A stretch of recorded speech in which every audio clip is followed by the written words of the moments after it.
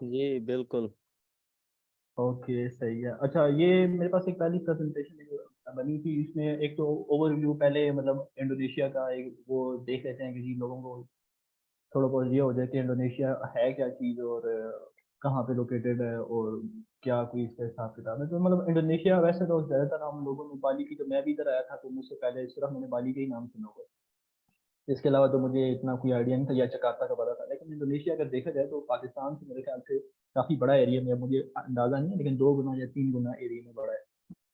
और मतलब 17,000 प्लस इनके जो है वो आइलैंड है। तो मतलब ये एक इंडोनेशिया का जनरल मैप है। तो अब इसमें मतलब ये है कि मुख्तलिफ, आप अगर देखें तो हर जगह पे, मुख्तलिफ जगह पे यूनिवर्सिटीज आपको, मतलब जिनके प्रोविंसेस हैं, वेस्ट कालीमंडन, ईस्ट जावा, वेस्ट जावा, मतलब वेस्ट सुमात्रा, नॉर्थ सुमात्रा, आचे।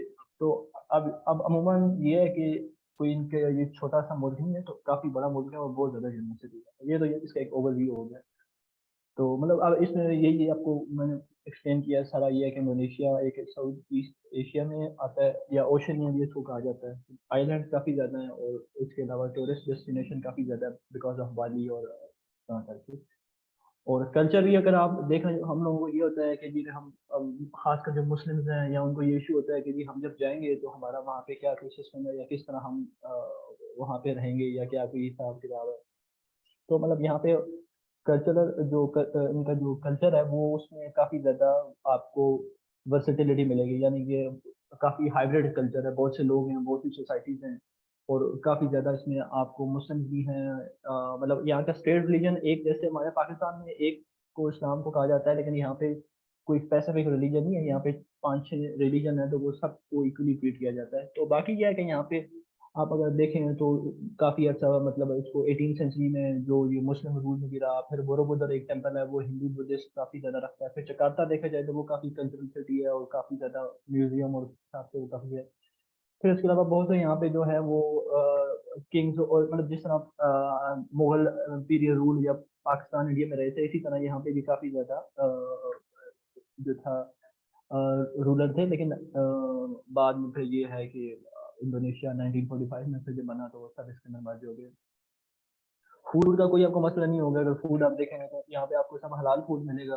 हाँ, मतलब ये है कि आप डिपेंड करते हैं, और फूड अप्रोक्सीमेटली मतलब राउंड अबाउट सेम ही होता है पाकिस्तान की। तो कोई ऐसे कुछ आपको इशू नहीं आएगा। तो मतलब ये इनकी कुछ फेवरेट वो क्या लें कि फेमस फूड है। अच्छा, अब आ जाता है जी इंडोनेशिया। हम क्यों, मतलब हम कहें कि जी इंडोनेशिया में हम क्यों स्कॉलरशिप पे आए, या वजह क्या है।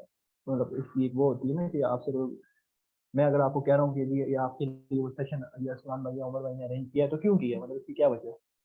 मतलब अगर आपको हम कर रहे हैं तो इसकी कुछ वजूहत हैं। मतलब एक तो ये है कि ये काफ़ी मतलब इंडोनेशिया अंडर रेटेड कंट्री है, यानी यहाँ पे लोग अप्लाई नहीं करते। हम लोगों का ये एक मतलब वो है कि हम लोगों ने इसको इतनी प्रायोरिटाइज नहीं किया, जिस वजह से मतलब यहाँ की काफ़ी स्कॉलरशिप आते हैं, लेकिन अप्लाई ना करने की वजह से कुछ अनफिल्ड अपॉर्चुनिटी वो वैसे चली जाती है। अब दूसरी चीज़ है, यहाँ पे अंडर ग्रेजुएट और ग्रेजुएट के बहुत से कोर्सेज हैं। इसके अलावा इंटरनेशनल स्टूडेंट्स भी, more than 6,000 international student currently जो है वो इंडोनेशिया में मुख्तलिफ यूनिवर्सिटीज़ में पढ़ रहे हैं। अब जहाँ तक कहा जाता है फिर जी, दूसरी चीज़ ये होती है कि जी लिविंग कास्ट, हम वहाँ पे जाएंगे तो खर्चा कितना होगा, या हम जाके उनसे मैनेज भी होगा या नहीं होगा। क्योंकि दूसरी चीज़ इंसान की ज़िंदगी ये भी आती है। तो अगर लिविंग कॉस्ट भी देखी जाए तो लिविंग कॉस्ट कंपैरेटिवली मतलब बहुत ज़्यादा कोई एक्सपेंसिव नहीं है, एज कम्पेयर टू अगर आप ये कहें कि जी हम EU जो है वहाँ पे अगर हम जाते हैं, या और किसी कंट्री में जाते हैं, तो वहाँ पे लिविंग कॉस्ट या वो उसकी आपको लिविंग कॉस्ट की काफ़ी ज़्यादा आपको पे करना पड़ जाता है। लेकिन यहाँ पे अगर कंपैरेटिवली देखा जाए तो ये कोई, हाँ सिटी जकार्ता में या मेजर सिटी में आप हो, वहाँ पे तो जाहिर सी बात है प्राइसेस हाई होती हैं। लेकिन कंपैरेटिवली अगर देखा जाए तो लिविंग कॉस्ट के हिसाब से काफ़ी कंफर्टेबल है, आपको कोई इशू नहीं होगा। इसके अलावा एक और चीज़ जो हमारे हमें अक्सर जो हम लोग फील करते हैं कि कभी कभार ये होता है कि हमें एडमिशन मिल जाता है लेकिन हमें वीज़ा नहीं मिलता।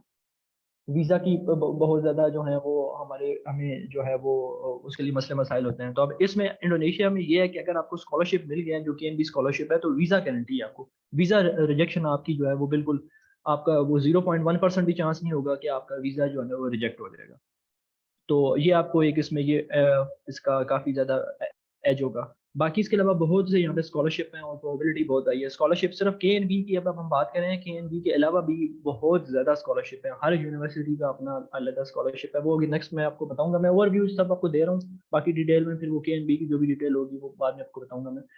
तो अभी मतलब बहुत से स्कॉलरशिप हैं। फिर इसके अलावा बहुत सी यूनिवर्सिटीज़ हैं इधर, इनकी जो QS वर्ल्ड रैंकिंग में भी आ रही हैं, मतलब जिसमें आपका UI है, ITB है, यूनिवर्सिटी गजा मादा है, एयरलंगा, यानी कि ये यूनिवर्सिटी इंडोनेशिया में है। इसके अलावा भी बहुत सी यूनिवर्सिटीज़ हैं। और लेकिन ये जो टॉप 500 QS 2023 में आती हैं, ये मैंने सिर्फ 4 उनके नाम किए हुए हैं। अच्छा जी, अब यूनिवर्सिटीज देखा जाए तो यहाँ पे बहुत सी यूनिवर्सिटीज हैं, आपको हर तरह की यूनिवर्सिटी मिलेगी। अगर आप ये कहते हैं कि जी यूनिवर्सिटी नहीं है, तो बहुत सी यूनिवर्सिटी है। ये भी सिर्फ मैंने ओवरव्यू दिया हुआ है कुछ यूनिवर्सिटीज का, इसके अलावा भी बहुत सी यूनिवर्सिटीज हैं, लेकिन ये मैंने बस कुछ के नाम मेंशन किए हुए हैं। अब जो स्कॉलरशिप पे आ जाते हैं जी, स्कॉलरशिप कौन सी जो सबसे आप जो कह लें कि स्कॉलरशिप जो जिसको कहा जाता है जी प्रेस्टिजियस स्कॉलरशिप है, या जो स्कॉलरशिप मेन है, वो यहाँ पे इनका।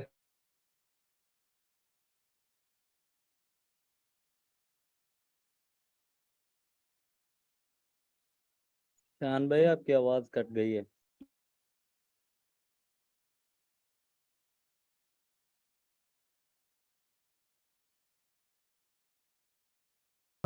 स्पेसिफिक जो उन्होंने मेरे ख्याल ईमेल मेंशन की है, वहाँ पे करना पड़ेगा। और बाकी इसमें ये है कि कोई और बस ये मेरी इसमें ये एक जर्नल सी ये एक है। और इसमें अगर किसी को कोई क्वेश्चन है तो वो पूछ सकता है, अगर नहीं है तो फिर बाकी डिटेल्स में डिस्कस कर लेते हैं अगर आप देखनी है तो। लेकिन फिलहाल इसमें सिर्फ यही स्कॉलरशिप जो जनरल डिटेल वो मैंने शेयर की है।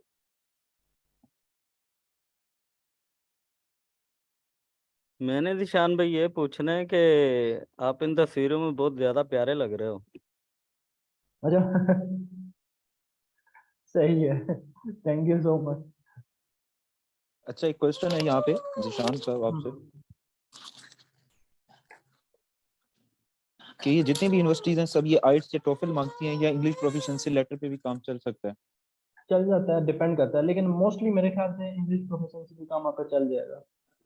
ठीक लेकिन है, अगर थैंक यू। अगर अगर होता है तो फिर मतलब अगर है तो अच्छी बात है, लेकिन मेरा एक्सपीरियंस है, डिपेंड करता है। वही बात मैं आपको बता रहा हूँ कि आपने तो आपकी वो जो इनकी इंडक्शन कॉल होती है, यानी कि वो जो इनका वो कह लेंगे एप्लीकेशन के लिए जब ये अनाउंस करते हैं, तो उसमें उन्होंने स्पेसिफिक किया होता है कि जी क्या वो डॉक्यूमेंट का वो आपको स्क्रीन इसमें, अगर अब मेरे ख्याल से ज़्यादातर लोग मास्टर के लिए अप्लाई कर रहे हैं या कोई बैचलर के लिए अप्लाई कर रहे हैं।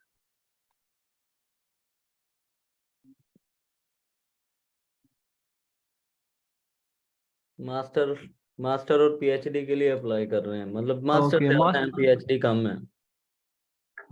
मास्टर से मास्टर को फिर हम डिस्कस कर लेते हैं। अच्छा, मास्टर्स के जो मेन डॉक्यूमेंट्स है ना, वो आपको ये डॉक्यूमेंट्स आपको ये इसमें मेंशन है कि जी आपको क्या क्या डॉक्यूमेंट्स आपकी मेन रिक्वायरमेंट है। उसमें से आपको सबसे पहले तो आपकी एज लिमिट आपको ये देखना है कि आपकी क्या इस कैटेगरी में फॉल कर रहे हैं। 35 ईयर आपकी एज कम से कम होनी चाहिए, बैचलर डिग्री आपके पास होनी चाहिए। और इसके अलावा ये है कि इसमें इन्होंने मेंशन तो किया हुआ है कि जी ऑलरेडी मास्टर डिग्री होल्डर जो है वो is not eligible to apply for master degree scholarship. तो अब ये भी एक है मेंशन।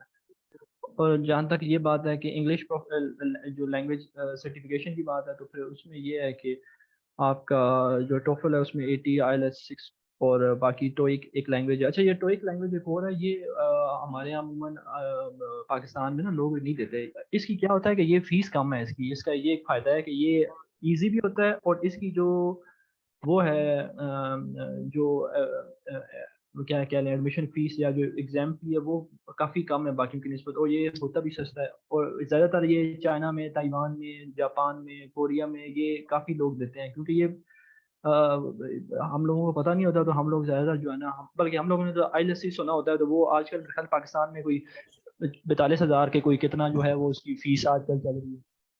तो जबकि ये काफ़ी इसकी एक्सपेंसेस कम है। फिर बाकी रिकमेंडेशन लेटर का वो जो आपको मैंने बता दिया, रिकमेंडेशन लेटर जो है वो आपको मिलेगा TNB की। आपको जब वहाँ पे लिंक से अपना डॉक्यूमेंटेशन मेल करेंगे तो वहाँ से आपको रिकमेंडेशन मिल जाएगा। तो बाकी इसके अलावा ये है कि आपने एक एक अपना जो सुपरवाइजर जो भी आपके लास्ट एम्प्लॉयर था, अगर आप जॉब कर रहे हैं तो वहाँ से आपको डिटेल आपको मिल जाएगी स्कॉलरशिप के लिए। आप एक ले लें, मतलब आप जो है वो रिकमेंडेशन लेटर बनवा लें। तो बाकी ये है कि आपका पासपोर्ट होना चाहिए। अगर पासपोर्ट नहीं भी है लेट्स सपोज अप्लाई करते हुए, तो आप अपनी आईडी कार्ड मतलब जो शनाख्ती कार्ड है उसकी बेस पे अप्लाई कर सकते हैं, लेकिन आपको फिर बनवाना पड़ेगा अपना पासपोर्ट। और बाकी ये है कि प्रोसेस सारा ऑनलाइन है और कोई आपको उसमें वो मसला नहीं होगा। तो बैचलर जो है वो मेरे ख्याल से उसको अभी कोई अप्लाई उसका अभी मेरे ख्याल से नहीं कर रहा है, तो फिर उसको भी रहने देते हैं। बाकी डॉक्टर की जो है वो भी ये है कि डॉक्टर जो स्कॉलरशिप है वो भी केएनबी पे अप्लाई कर सकते हैं। और बाकी जो स्कॉलरशिप मैंने मेंशन पहले की है उसमें भी आप डॉक्टर स्कॉलरशिप आते हैं तो आप अप्लाई कर सकते हैं। अब एज जो है वो डॉक्टर के लिए 40 साल है। बाकी मास्टर्स होना चाहिए। और बाकी ये है कि अब उसमें फिर ये इन्होंने ये भी किया हुआ है कि जो डॉक्टरेट डिग्री होल्डर है वो नहीं है, यानी जिसने ऑलरेडी पीएचडी की हुई है तो वो दोबारा नहीं अप्लाई कर सकता। बाकी रिकमेंडेशन लेटर का वही प्रोसेस है जो आपका इसमें ये है। और बाकी लेकिन इसमें ये है कि अगर आप केएनबी पे अप्लाई करेंगे तो जो आपकी पार्टनर यानी लेट्स पार्टनर से मिला ये है कि अगर आप लेट्स सपोज अगर किसी यूनिवर्सिटी में अप्लाई कर रहे हैं तो आपको वहाँ से पीएचडी के लिए वहाँ से आपको जो है वो एक्सेप्टेंस कह लें या आपका जो है ना वो एक उससे लेटर लेना पड़ेगा कि आप अप्लाई करना चाह रहे हैं और जो भी आपका वो है। बाकी इसके अलावा आपका जो स्टेटमेंट ऑफ पर्पस है या जो भी आपका स्टडीज़ का है वो जो बाकी डॉक्यूमेंट चाहिए होते हैं वो आपको साथ, वो तो मेरे ख्याल साहब ने बनाए ही होते हैं, तो वो भी साथ इसमें आपका मास्टर्स के लिए भी रिक्वायर्ड होता है, आप सारा अटैच करें। डॉक्टर के लिए भी रिक्वायर्ड होता है। बाकी लैंग्वेज भी वही है, इसमें लैंग्वेज सर्टिफिकेशन भी आपको, लेकिन इसमें आईएलटीएस जो है ना वो ज़्यादा है, वो 7 है, जबकि बाकी में 6 था मास्टर्स के लिए। और टोफल जो है वो भी स्कोर इसमें 90 है, उसमें 80 थी।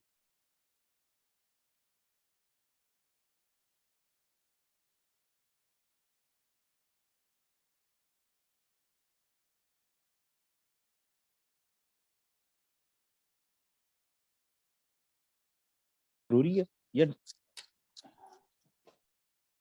हम पीएचडी के लिए आपके पास एक्सेप्टेंस होना चाहिए। वो आपको जो भी आप यूनिवर्सिटी में आप वहाँ पे अप्लाई करें तो वो आपको चाहिए होगा, क्योंकि पीएचडी के लिए, क्योंकि यहाँ पे ये मसला मतलब ये इसका ये है कि क्योंकि यहाँ पे जो पीएचडी का होगा ना वो आपका टोटल 4 ईयर की आपकी होगी, जिसमें से 1 साल आपकी लैंग्वेज का होगा और बाकी बच गए 3 साल।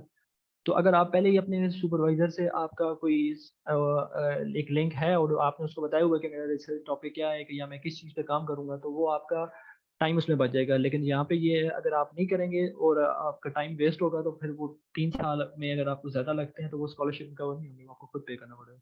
तो इसी वजह से बेहतर है अगर पीएचडी में करना चाह रहे हैं तो उसको उसके लिए वो है रिकमेंडेशन लेटर, उसके लिए आपको मतलब जो आपका पोटेंशियल सुपरवाइजर होगा उससे चाहिए होगा।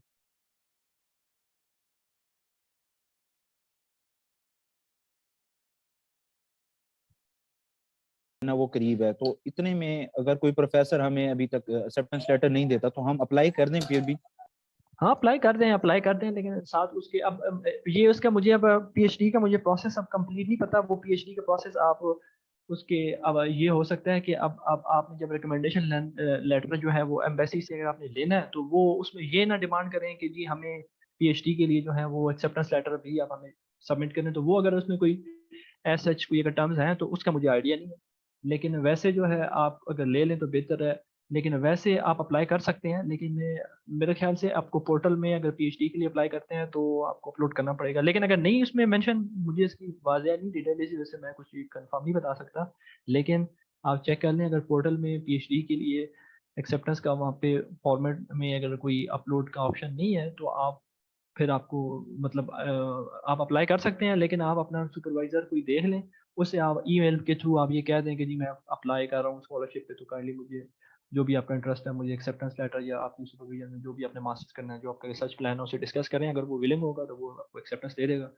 तो अगर अब ये वही बात है कि आपको चेक करना पड़ेगा, अगर आप पीएचडी के लिए अप्लाई कर रहे हैं तो केएनबी की वो आपको वहाँ से चेक करना पड़ेगा कि क्या जो एम्बेसी में अगर आपको रिकमेंडेशन वो देगी तो क्या उन्होंने ये रिक्वायरमेंट रखी हुई है कि आपको जो है वो रिकमेंडेशन लेटर चाहिए होगा।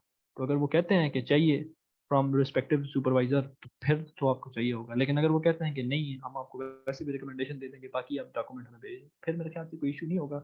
और अगर पोर्टल में भी मेंशन नहीं है तो फिर भी आपको कोई इशू नहीं होगा। लेकिन अगर हुआ वहाँ पे तो फिर तो मस्ट है।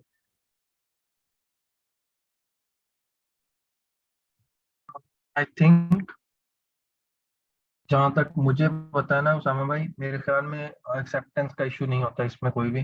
क्योंकि ना हमने किसी से ली एक्सेप्टेंस, और जो लोग यहाँ पे पीएचडी कर रहे हैं एक्चुअली ये दूसरी दफा होगा कि केएनबी में जो पीएचडी के लिए स्कॉलरशिप देंगे। इससे पहले जो जो स्कॉलरशिप दिया उनके लिए उन्होंने ना मैंडेटरी ये था कि वो पहले मास्टर्स भी उनका पीएचडी केएनबी के थ्रू हो। तो आई थिंक कि इसमें कोई इशू नहीं होगा, क्योंकि वो भी अभी तक सिलेक्ट करते फिर रहे थे ना। उनके सुपरवाइजर अभी तक सिलेक्ट नहीं हुए थे। वो बाद में आके उन्होंने इधर आके, फिर मेरी एक से बात हुई थी तो वो इधर आके उसने अपना जो सुपरवाइजर सिलेक्ट किया।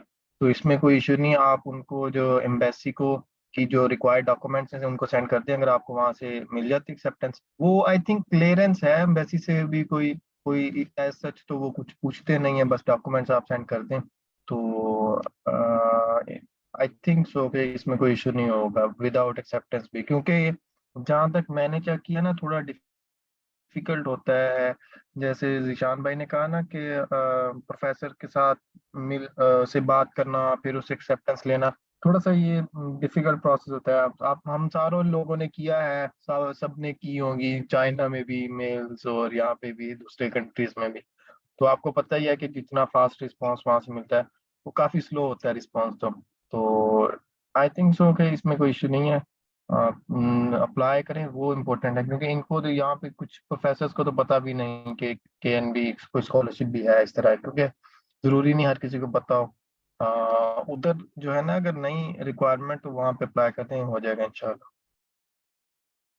ठीक है, थैंक यू उमर, बहुत अच्छा गाइड किया आपने। मैं आगे सुनता हूँ फिर आप पूरा सेशन। Thank you.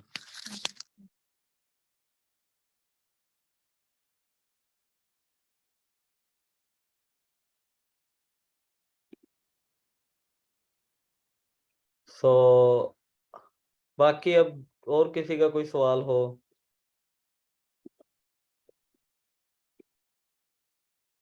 अच्छा, एक टेक्निकल इशू है कि मेरा जो पासपोर्ट है वो 2024 में ना एक्सपायर होने वाला है। तो क्या मैं नया पासपोर्ट बनवा के उस पर अप्लाई करूं या इस पे भी ठीक है? हो सकता है, लेकिन आपको पता है कि पाकिस्तानी एम्बेसीज कितना जोर लगाकर काम करती हैं दूसरे मुल्क में ना। वो आपको यहाँ पर लिफ्ट भी नहीं करवाएंगे। मेरा एक दोस्त है, उसका भी पासपोर्ट एक्सपायर हो गया था, तो बहुत ज्यादा तंग करते हैं फिर।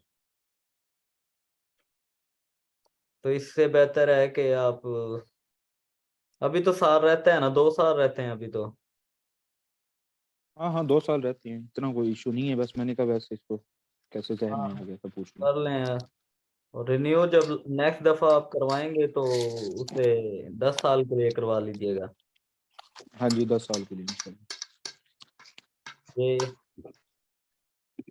ये वेबसाइट का पता है सबको, कैरियर हेल्प डेस्क। ये लास्ट टाइम मैंने बताई भी थी। यहाँ पे आप अपने सारे जो आपके क्वेश्चन हैं, सारे एलिजिबिलिटी क्राइटेरिया, अवार्ड्स, एवरीथिंग आपको यहाँ पर अवेलेबल होगी। और एप्लीकेशन लिंक भी मिल जाएंगे आपको।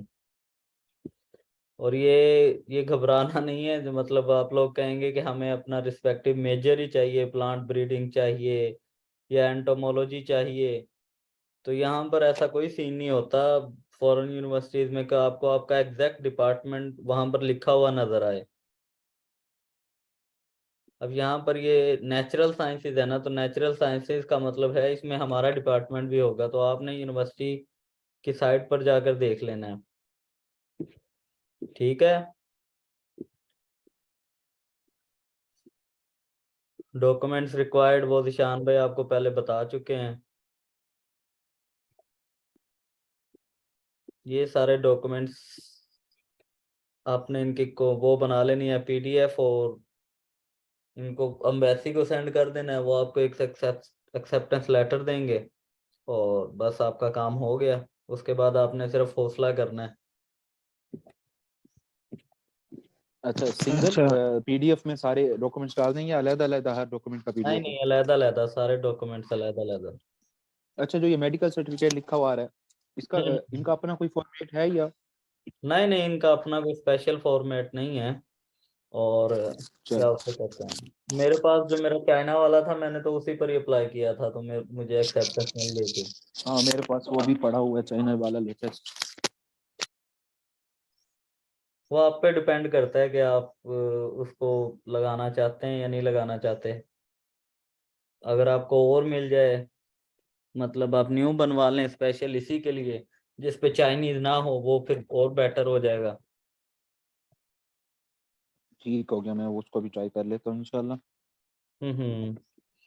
उसके बाद अगर आप में से किसी ने कोई डॉक्यूमेंट्स वगैरह देखने हैं तो मुझे बता दो, ताकि मैं आपको डॉक्यूमेंट्स वगैरह दिखा दूं। अच्छा अरसलान भाई, मेरा एक क्वेश्चन था आपसे। जी जी।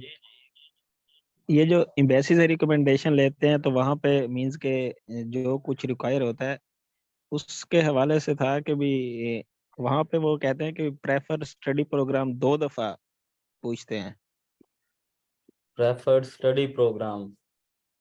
हाँ, हम 2 दफा अलग-अलग लिखें या इसमें हम अपने जैसे एग्रोनॉमी मेजर के साथ लिखें या मास्टर डिग्री इन एग्रीकल्चर लिखें, इस हवाले से क्या मुझे आपका सवाल समझ नहीं आया सही तरह ना। यार, जब हम यहाँ की कराची में जो इनकी एम्बेसी है वहां से हम रिकमेंडेशन लेते हैं तो उसके लिए जो हम अप्लाई करते हैं। अच्छा, इसमें जो मुझे समझ आई है मैं इसका जवाब देता हूँ। जी जी शान भाई। हाँ जी। अच्छा, मुझे जो समझ आई ना वो इसमें एक तरीका ये है कि जब आप अप्लाई करते हैं ना KNB पे, तो KNB की पोर्टल पे आपको 2 ऑप्शन मिलते हैं।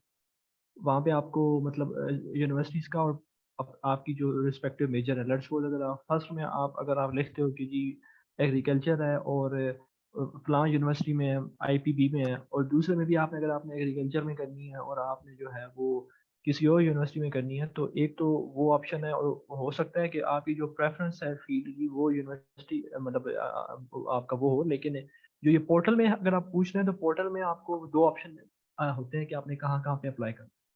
तो आप उसकी बात कर रहे हैं या आप किसी और चीज़ की बात कर रहे हैं? उसमें आप सेम प्रोग्राम भी लिख सकते हैं किसी और यूनिवर्सिटी में, और डिफरेंट प्रोग्राम भी आप उसमें मेंशन कर सकते हैं। लेट्स सपोज अगर आपने बायोटेक्नोलॉजी में करनी है एक यूनिवर्सिटी में, दूसरे में अगर आपने किसी और में करनी है, तो लेकिन उसमें यह है कि आपको आपका आपका जो प्रीवियस बैकग्राउंड होगा वो मैच करेगा। तो लेकिन यह है कि अगर आपकी मजीद आपकी वो कोई कंसंट्रेशन है या मेजर है या कोई आपने उसमें स्पेशलाइजेशन करनी है, तो वो आप डिफरेंट सेलेक्ट कर सकते हैं। चाहे एक यूनिवर्सिटी में 2 कर लें, चाहे दो दो डिफरेंट यूनिवर्सिटीज में अलग अलग कर। अच्छा, समझ आगे से यार। समझ इस बात की एक और भी आगे है कि भी अपलोड डिग्री सर्टिफिकेट और डिग्री ट्रांसक्रिप्ट, और जिनके पास डिग्री सर्टिफिकेट ना हो तो आपके पास जो वो प्रोविजनल डिग्री सर्टिफिकेट होगा या वो भी नहीं होगा? अ, हाँ वो है। प्रोविजनल अपलोड कर रहे हैं। आगे है upload higher secondary HSSC result with marksheet. ये इंटरमीडिएट की सर्टिफिकेट या इंटरमीडिएट के रिजल्ट कार्ड। क्या लिखा हुआ वहाँ पे?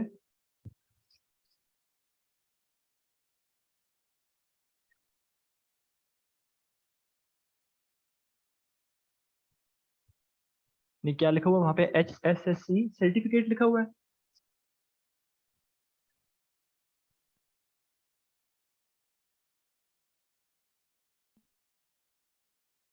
हेलो। मैंने कहा वहां पे लिखा हुआ है रिजल्ट विद मार्कशीट्स। हाँ, नहीं फिर उसमें आपको वो अगर रिजल्ट विद मार्कशीट लिखा हुआ है तो फिर वो अगर वहाँ पे 2 ऑप्शन है तो फिर आप अलग अलग में एक में आप अपना सर्टिफिकेट अटैच करते हैं और एक में आप मार्कशीट। अगर नहीं है तो फिर उसको PDF एक PDF में बना लें, एक PDF में जो है ना वो दोनों फाइलें ऐड करके एक उस सेक्शन में ऐड कर दें। अच्छा, सही से आगे समझ। और आगे अपलोड CNIC ये फ्रंट बैक दोनों करके एक फाइल बना के उस तरह दोनों सेंड करें। दोनों फ्रंट बैक दोनों चाहिए होंगे। अगर वहाँ पे फ्रंट का ऑप्शन सेपरेट है तो फ्रंट में करें और बैक में बैक का, लेकिन अगर नहीं है तो फ्रंट बैक दोनों। चलें, सही हो गया। और लास्ट में है कि पेरेंट्स एफिडेविट, लाइक के भी जिनके वालिद साहब लेट हैं, या लाइक मैं अपनी बात करूं तो उसमें पेरेंट्स एफिडेविट के ऊपर बड़े भाई के होने चाहिए या वालदा के। अब ये इसका पेरेंट्स एफिडेविट का मतलब होता है कि आपका जो गार्डियन होता है ना, वो आपकी रिस्पॉन्सिबिलिटी ले कि उसे कोई इशू नहीं है आपके बाहर पढ़ने से ना, तो वो आपका गार्डियन कोई भी हो सकता है, आपका बड़ा भाई या आपकी अम्मी, कोई भी हो सकता है फैमिली में से। चलिए ठीक है, समझ आ गई। और अरसलान भाई, जैसे इसके लिए ना मैंने कोई आज से 1.5 महीने पहले अप्लाई कर लिया था, और मेरे मीन्स के सारे डॉक्यूमेंट तब से पूरे थे। मुझे इनका अभी तक रिस्पॉन्स नहीं आया। अभी तक एप्लीकेशन ही स्टार्ट नहीं हुई, तो सी 16 से स्टार्ट होगी, कल से स्टार्ट होनी है एप्लीकेशन।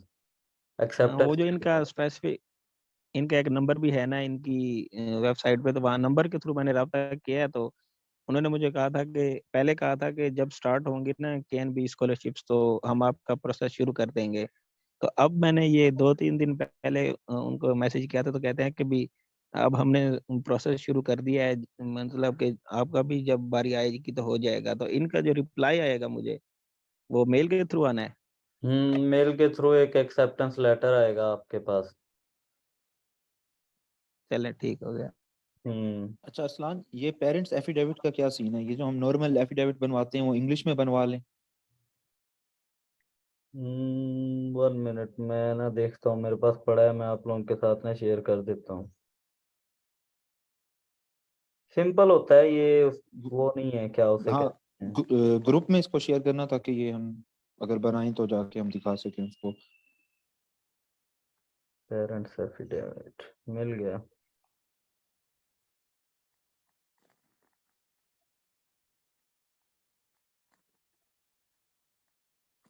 ये मैंने ग्रुप में शेयर किया हुआ है पहले भी। चलें ठीक है।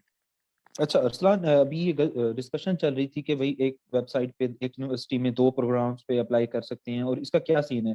हमने एक्सेप्टेंस एक ही दफ़ा लेनी है या और हम मैक्सिमम कितनी यूनिवर्सिटियों में कितने प्रोग्राम्स में अप्लाई कर सकते हैं? ये इसका थोड़ा सा मामा सीन। भाई, इसका सबसे आसान तरीका पता क्या है? ये वो जी। चाइना की तरह आपको कोई 500-600 प्रोफेसर्स को मेल नहीं करनी पड़ती। हाँ जी। आप अपने रिस्पेक्टिव जो आपके डिपार्टमेंट है, आपका फील्ड का जो प्रोफेसर है, वो आप वेबसाइट पे सर्च करें। ठीक है। ये यूनिवर्सिटीज के नाम आपको जिशान भाई ने भी दिखा दिए थे। आप अब हम सही। एग्रीकल्चर वाले हैं, तो वो मैं आपको क्लियरली बता देता हूँ। आईपीबी है जिसमें मैं पढ़ रहा हूँ, और दूसरी है यूजीएम। 2 हैं सिर्फ? दो हैं, और ये दोनों वर्ल्ड क्लास यूनिवर्सिटीज हैं। IBPM और UMG? हाँ, यूजीएम। तो आप इनके फैकल्टी मेंबर्स की लिस्ट निकालें, जिस प्रोफेसर के साथ आपकी रिसर्च मैच होती है उसे मेल करें, और ये मेल पे जवाब भी सही। देते हैं। आपको रिस्पांस भी मिलेगा, जल्दी मिलेगा, और चाइना की तरह जलील नहीं होना पड़ता। और इसका मतलब ये नहीं है कि आपने अब केएनबी पे अप्लाई किया तो केएनबी में ही होना है। इतनी स्कॉलरशिप्स है ना, आपको यूनिवर्सिटी स्कॉलरशिप है, रेक्टर स्कॉलरशिप है, प्रेसिडेंशियल स्कॉलरशिप है। तो आप एक पे अप्लाई करेंगे, नेक्स्ट दफ़ा आप दूसरे पे करेंगे, तो आप लाजमी किसी ना किसी पे लाजमी सिलेक्ट हो जाएंगे। ठीक ठीक।